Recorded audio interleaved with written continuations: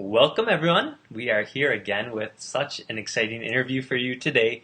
We interviewed Stephanie Johnson here a little bit ago, and it was actually one of our more popular interviews. We've had several thousand views, and lots of excitement around it. So we're so excited to have you back today, Stephanie. Welcome. Thank you. I'm glad to be back. Glad to have you. So if you haven't met Stephanie before, she is an author, an educator. One of her books we're showing many times. We give it to a lot of parents. We recommend it to many of our clients, is on child development, and that's one of the areas that she's a specialist in. So with your specialty in child development, we love to work together, and really excited today because we're going to talk about a lot of questions parents have around milestones. And I know when you go to your pediatrician, they might say by this age you need this, by this age you need this. And Stephanie's going to share with you guys as parents today a new way to look at milestones and help you tie in what's actually more important than how fast they develop. And I think the cool thing that a lot of parents that I work with don't quite see the connection, but how these milestones and these movements are so important for brain development. So if you want to support your child with a healthy brain, that's what we're going to talk about today. So welcome, Stephanie. Thank you, Dr. Ty. So tell me, I know you have a kind of a different perspective on using the term milestones. So why don't you start talking about that a little bit? Yeah, thank you. So what I've noticed when we use the term milestones, and it's kind of like a system of checking off points, right? So at 6 months, you'll see your baby do this. At 8 months, you'll see this. And what I found is that system lends itself to feeling like if you get there early, then you must have a really advanced child. And then on the opposite extreme of that, on the opposite end, if your baby's not doing that quite at that time, it can cause a parent to worry about that. So the languaging that I use in terms of looking at development from birth to walking is a sequence of development. So I'm proposing a sequence of development where each stage builds on the next. And so in that case, what I'm working with as parents is allowing baby to complete and indulge in each stage as long as she needs before we're really worried about when and getting to the next thing. I find that when we can slow parents down and let them realize the value of each stage and how that's wiring the brain, now we no longer have this race to walking, and we don't have parents thinking, she's not doing this at 6 months, or when is she going to walk? Because they can really slow down and see that what their baby is doing is wiring the brain and is setting up the nervous system for lifelong learning. Got it. Okay. I think that's a great perspective. I think of it as trying a new sport where the first time you do it, your brain, your body, they're not very coordinated. You don't know what you're doing. And in order to get better, you need repetition, repetition, repetition, because that's wiring the brain to get used to it. So is that similar what you're saying with these movements then? Is it's not about boom, boom, boom, getting through them, but if your child actually spends significant amount of time in one area, it's just adding to that wiring?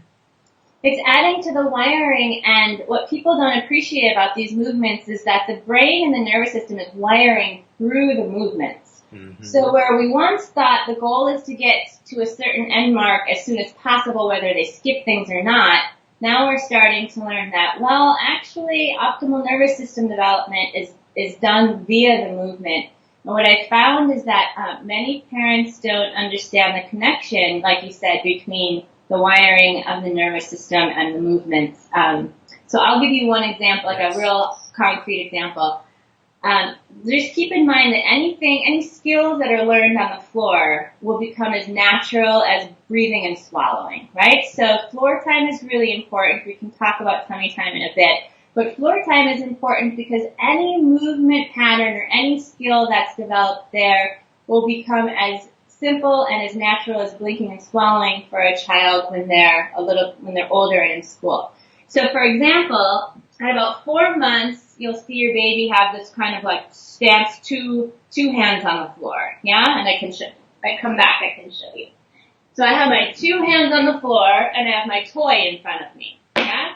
So if I have to get that toy and I've got two-handed stance, a bilateral stance, what I have to do, Dr. Kai, is lean to one side so that I can move this one and grab it in and free up this arm. So how that translates to our children when they get older is this ability to stabilize one arm so the other one can be free. Now you might think, well, a child has a lot of opportunities to do that when they eat, when they're practicing writing later on. But what I'm trying to share with parents is that if that skill is hardwired on the floor when they're in a horizontal position, it goes to the hindbrain and it joins the other automatic functions like breathing, swallowing, blinking, heart regulation, so that when the child is older, sitting at the desk, the body mechanics are taken care of automatically, and it frees up the higher part of the brain to do the task of spelling, thinking about punctuation, thinking about their handwriting, and things like that. Got it. Yeah, I know we've talked, and just knowing about child development, that sometimes something like handwriting, you get to a certain grade and all of a sudden you say, oh, my handwriting's sloppy or it's not coordinated, and you think it's the handwriting that needs to be solved. Well, what you're saying is it's these fundamental things in the brain never got connected and built up in the first place that could be leading to that down the road. Yep, and sometimes we refer to them as the physical mechanics of learning. Mm-hmm. So we tend to take them for granted and think all of the learning is in the brain. But most of my school-age clients who come to see me because they're having trouble reading at grade level, symptoms of attention deficit disorder, sensory integration, anxiety, all of these learning challenges, the treatment that I use, we're actually revisiting infant movements to reorganize things that may have been skipped through or they didn't get a chance to do it, or in some cases it's because parents just didn't know and they didn't get a lot of floor time. In other cases it could have been an illness during that period of development or they had a cast on.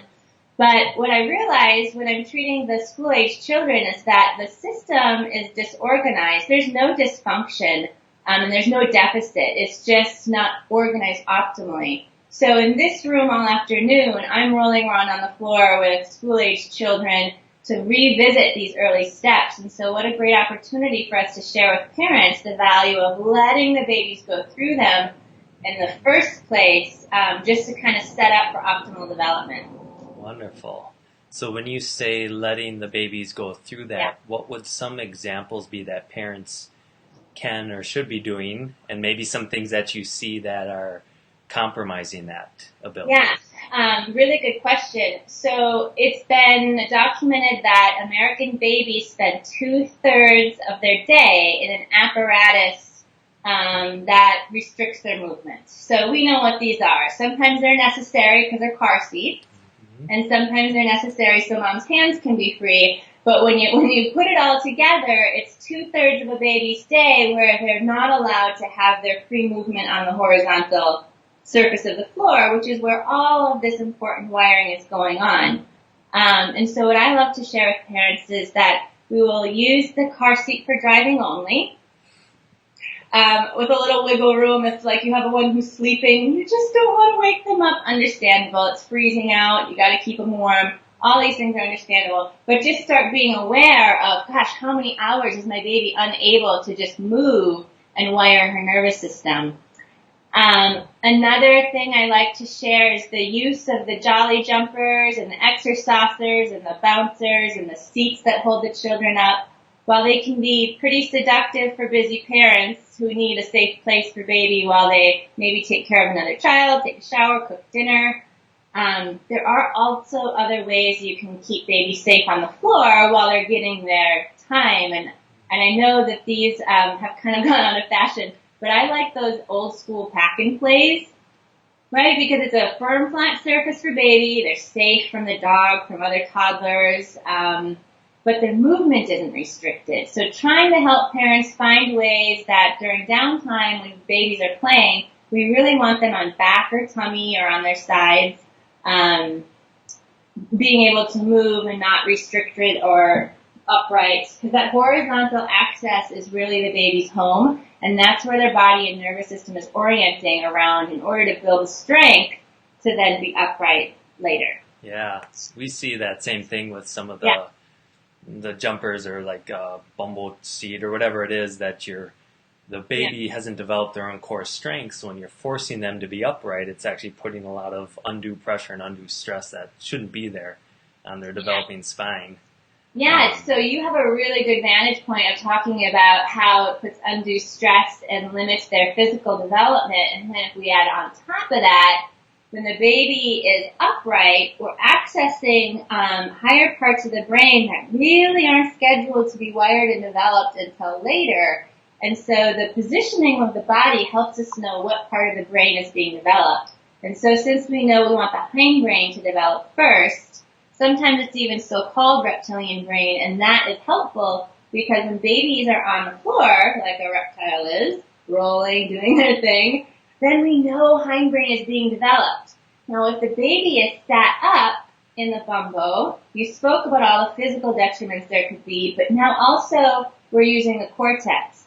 So if I learn how to stabilize and mobilize while I'm upright, then later in second grade, when I'm trying to learn to spell, the mechanics of the body are also done in my cortex, right? Because that's where I learned them. So it clouds the cortex, it overtaxes it, and it demands too much of it because we'd love to have the mechanics, like I said, be automatic, and that's what happens when the babies learn the skills on the floor. So those devices, I have to admit, I'm a busy mom myself, can be really seductive. But like I said, the old school pack and play, have an older sibling watch the baby for a minute, gating off areas of your home for safety while you have to be away in another room. Those are all good solutions. We want to avoid having the babies kind of trapped as much as possible. Yeah, that's great. I think of when people talk about babies, they say, oh, babies should be eating, sleeping, and pooping.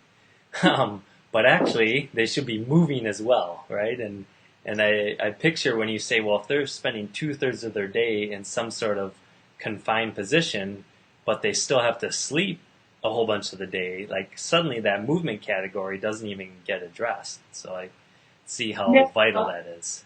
Yeah, and there's a passage in the book too that kind of describes the average day of the American baby, right? Mom or dad wakes the baby up, maybe cuddles, gets dressed, puts him in the high chair for feeding, takes him from the high chair to the car seat, takes him from the car seat to the car, drives to daycare, takes him from that one.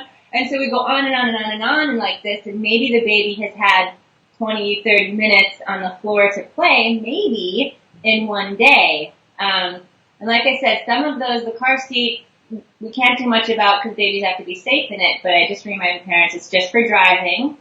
And the number for the car seat is 600 hours in the first year of life in that car seat. Wow.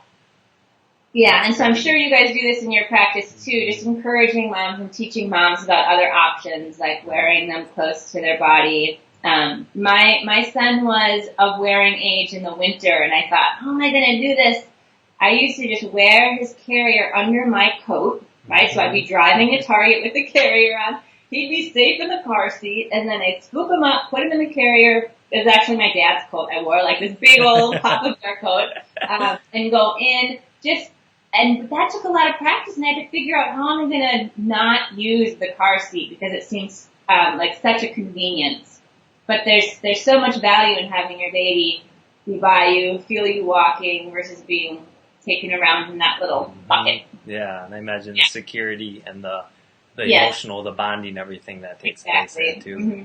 And I know you mentioned before when having baby on tummy, on the back, on their side, and I know tummy time is something that's gained a lot of popularity. And what is your thoughts on does a baby need a lot of tummy time, not much tummy time? What do you? Yeah, so I'm glad that everyone seems pretty informed about the value of tummy time. I like to use the term floor time instead because there's so much value on baby playing on the back as well.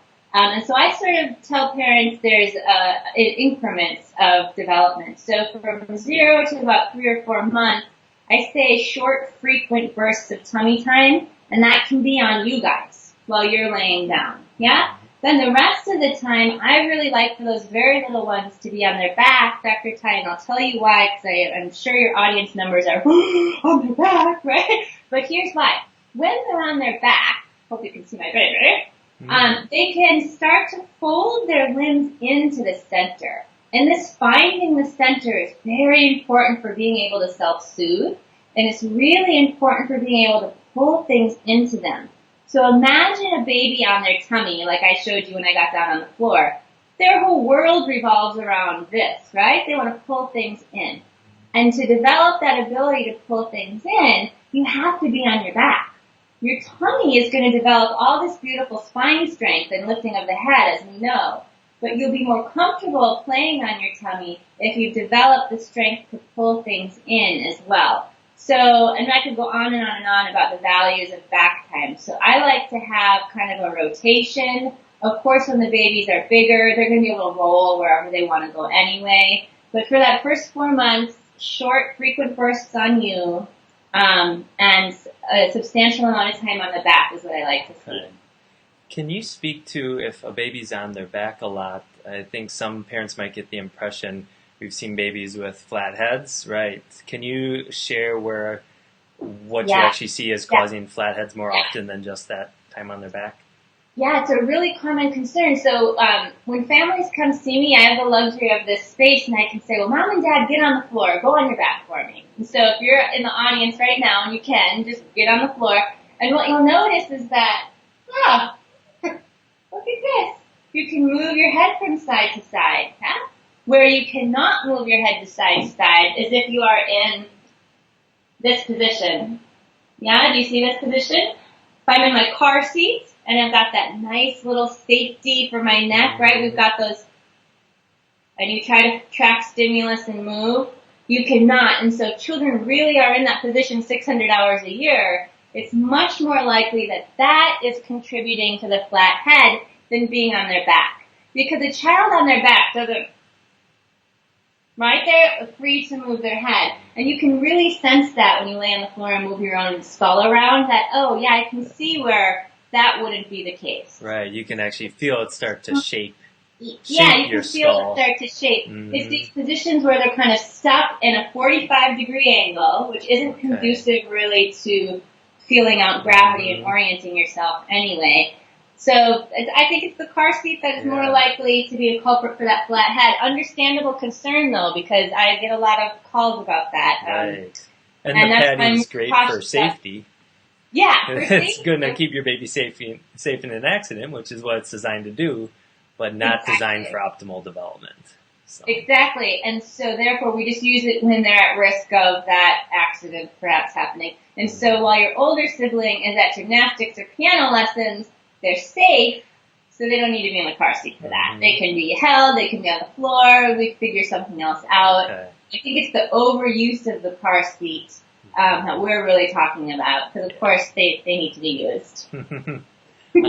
So once a baby's spent time on the floor and they're moving side to side, they're pushing up, they're reaching in, and now they start to sit up, they start to crawl, move around. What are some of the next stages that babies go through, and how can parents, what to look out for, what to promote during those next steps?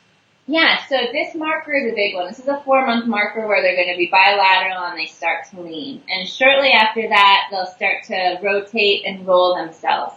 Now this is where what I'm going to say is going to sound a little bit different than our traditional milestone checkoffs, because traditionally we have sitting independently at 6 months.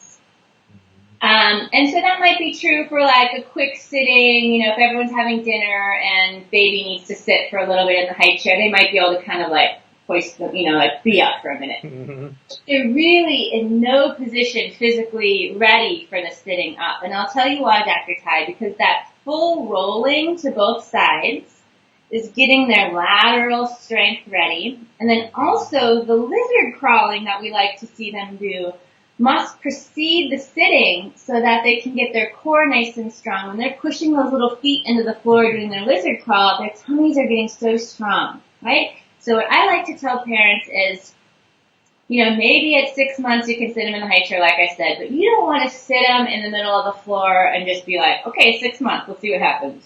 Because we'll find a way to sit there, but it's not optimal, right? They're going to be bracing through the lower back, they're going to brace their hips. What we like to see is for the babies to push up on their own.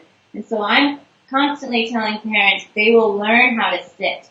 When they learn how to sit, they have to push through their upper body and find this balance of their head and tail, but their sides are ready for it because they've done the rolling and the lizard crawling.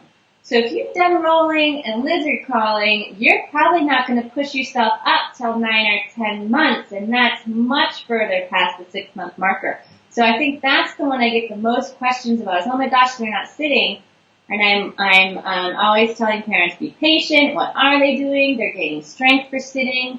You want them to push themselves up to sitting, because when they can push themselves up, then they can also go to crawl. They can take that weight on their hands. We run the risk of them scooting on their bottoms, like this, when we sit them up too early and they're not ready. If they haven't taken that weight on their hands pushing up to sitting, then if they want to go get that toy over there, rather than going on the hands and knees and crawling, they're going to do something like this. Yeah? Which is super cute, and everyone loves to see a butt scooter, but it's a sign that something hasn't organized optimally, and perhaps things have been skipped. Got it. Yeah, I noticed some of the babies in our office, when it feels like they're sitting up too early, I notice one of two things. Either one, they're just kind of, like you see them starting to collapse forward, right, and all the tone is dropping. Yeah. Or two, they're always losing themselves and tipping over on their own. So I think those are good examples. And 3. I'm going to add a third one. Mm-hmm. And sometimes you can't see it unless you're trained like us to see it. But they'll get really stiff hips. Their legs might be out like this to kind of balance them, like kickstands. And if they're strong enough to sit in their core, their legs can be bent. They can move around. They can shift positions. They can play with their hands in the blocks. A good sign that your child is sitting too early is if they can't really do much while they're there because they're using all their energy to kind of hoist themselves up, right? It's different if you just let that one wait. Okay. That's probably the most controversial thing I say is sitting doesn't really need to happen until they can push themselves up.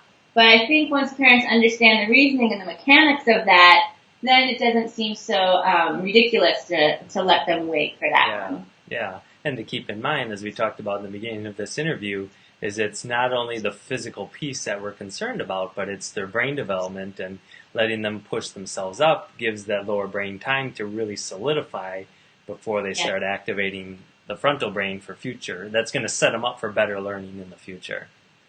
Yeah, and here's a really good example of that while we're talking about physical stuff. You'll see them kind of rock hands and knees when they're getting ready to creep and crawl from that sitting position. And what they're doing is they're going far, near with the eyes, and they're practicing that near-far focus exchange, which we need for everything, right? We need it for looking at the teacher, looking at her paper, looking out, looking at the map. We need that near-far focus, and so in order for it to become automatic, all that time rocking on the floor is one of those places where that happens. Not to mention, I can't even believe I didn't bring up, with the lizard crawling, the babies are going to be looking at their thumbs, right? And so that horizontal eye tracking, which is you need so for reading, right? So key for reading. And when the children come to my office and their parents say, gosh, he's so bright, he's had such language command, but he's really not picking up reading, and we're concerned, as teachers are concerned. First thing I do is have them get down on the floor and see how their lizard crawl organized. Their lizard crawl didn't organize, which tells me they didn't lizard crawl. Then I do some horizontal eye checking, and I say, wow, this is really a matter of the eyes aren't supporting the cortex as it tries to read, and now the cortex is busy trying to move those eyes, which should be as automatic as blinking and swallowing. The whole story starts again. So yeah, every time we talk about a movement development, just know that we're also talking about a piece of school readiness and brain wiring as well. Yes, that's so huge. Yeah. What about then after, so you're sitting up, now you said they start to look up, look down, look up, look, as they're near and far, and that's going to start them sitting, and they'll do crawling. this, and then they're going to be off to creeping. Mm-hmm. Right? And so I think most folks know that the creeping on hands and knees is good for integrating the two hemispheres, right? Because we're doing a cross-lateral action. Mm-hmm. And so I get everybody really wants to rush to creeping. If they're not rushing to walking, they're rushing to creeping. Like, they get calls, when is my baby going to crawl for real? And I think to myself, oh, I bet they're belly crawling right now. When are they going to crawl for real? But just know that there's all these other cycles and things that precede the crawling and the cross-lateral action. That's really the biggest, most sophisticated, fancy ta-da that we have in early childhood development in terms of this sequence from 0 to creeping or 0 to walking. The creeping will just be followed up by pulling up, and now I'm going to start to toddle a little bit.